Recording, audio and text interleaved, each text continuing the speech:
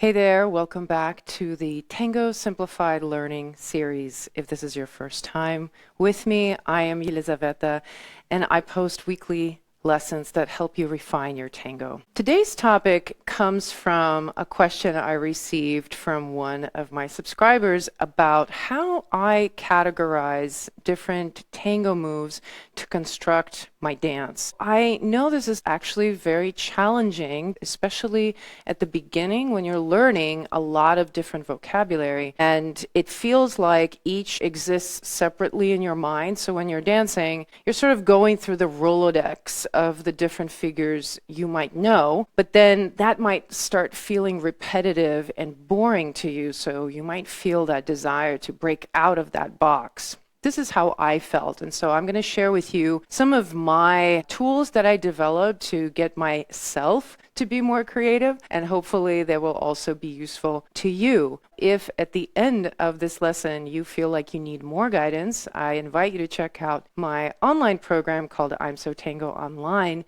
that's designed to help you integrate these concepts into your dance. Now, as you might already know, anything and everything that I teach has to do with social tango. When I'm thinking about tango and how it's organized, we basically have three major categories of movements. And what I'm describing as movements is actually the combining of the follower and the leader and how they move together. I'm actually talking about how the couple moves on the dance floor. So the first category of movement, and the one that we learn at the beginning because it's really the foundation of everything, is walking. So walking along the line of dance, this is what we require to actually dance together on the dance floor. We need to be traveling along the line of dance. So the first category of movements that we have is anything that travels along the line. The second category of movements is turns. And the way turns developed in tango, I think, is because when we're all dancing together, eventually somebody is not going to be walking as fast as they should be, and there are bottlenecks, there's traffic, and the line of dance stalls. So you as a dancer don't want to just stand there shifting your weight side to side waiting. You want to be able to continue to dance, continue to walk, but not travel. And that's where turns come in. So as I'm walking along the lines of dance, I can then say, if there's traffic in front of me, I can travel to my left, or I can travel to my right.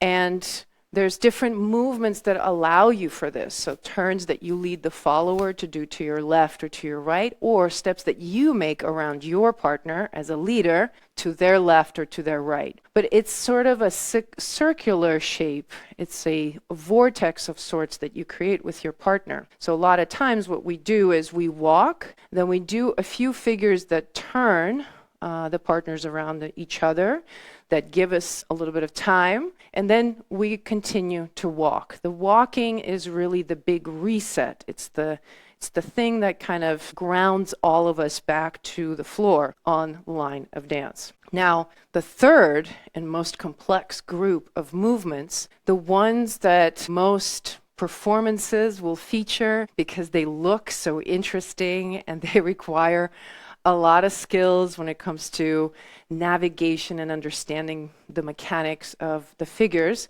and that is hybrid forms, hybrid figures that require you to walk along the line of dance while turning with your partner. So that is going to be the most complicated, the most challenging types of movements, because you have to be able to walk straight at the same time revolving around your partner. So even thinking about it probably sounds complex.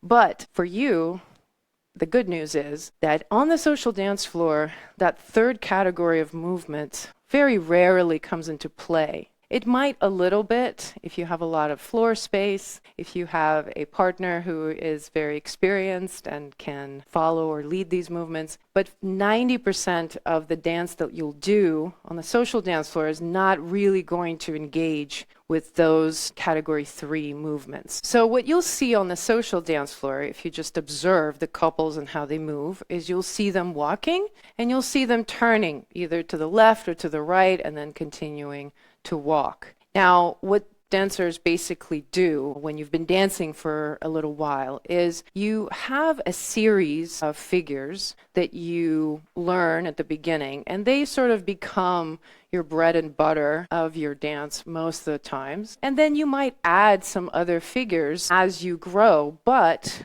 I think the general number of figures that you'll lead on the dance floor is not going to exceed more than 5 to 8 figures. So that might seem a very small number, considering maybe how many classes you've taken on figures and how many moves you know. But like when you really get into the dance and you kind of lose yourself, a lot of the figures you can't really recall. I don't know if you've noticed this. So we end up dancing a much more concise amount of our moves that we might know. But what actually happens that helps us is that it's not that you just do these moves over and over again in a row. It's that you learn how to put them together in different ways and fold and unfold the shapes. So each shape that you do connects to other shapes in different ways. And once you understand that, then these 5 to 8 figures that you might know that are very simple, you can then combine them to create something more complex. And once you learn to layer in musicality into that,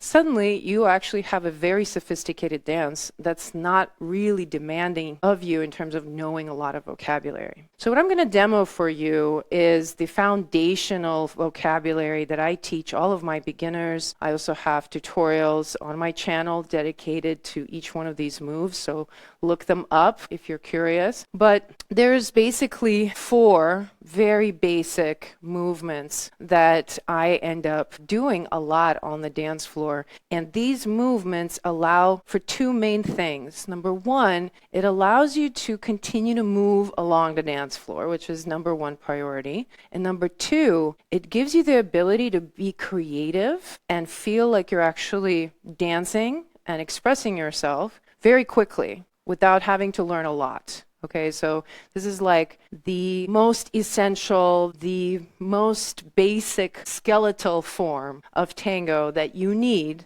to actually dance. You could dance the whole time at the milonga just using these 4 moves, and if you knew how to combine them together musically, you would be a very popular dancer on the dance floor.